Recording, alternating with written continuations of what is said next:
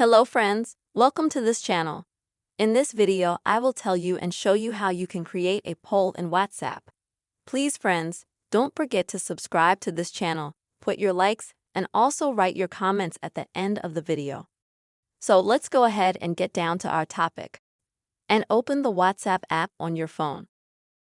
Then go to the chat section at the bottom, and then select the conversation with a person or group chat where you would like to create a poll.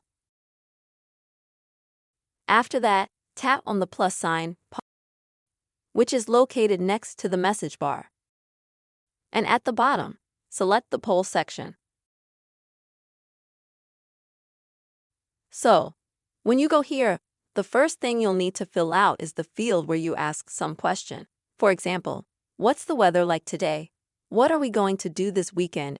Your opinion on something, and so on. It can be absolutely any topic that you are interested in, of course.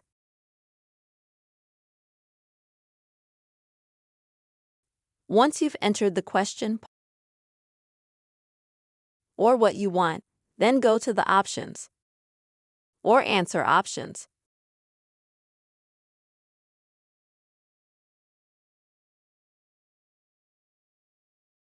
There can be a maximum of 12 of them.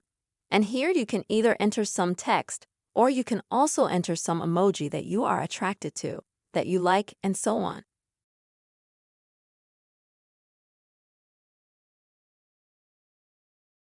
After you fill in all the lines that you want. Next, you can choose at the bottom how many reply options your WhatsApp conversations will give you.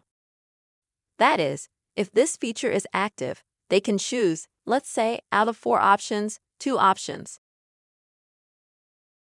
That is, not just one. But if you disable this feature, then each person will be able to choose only one of the options.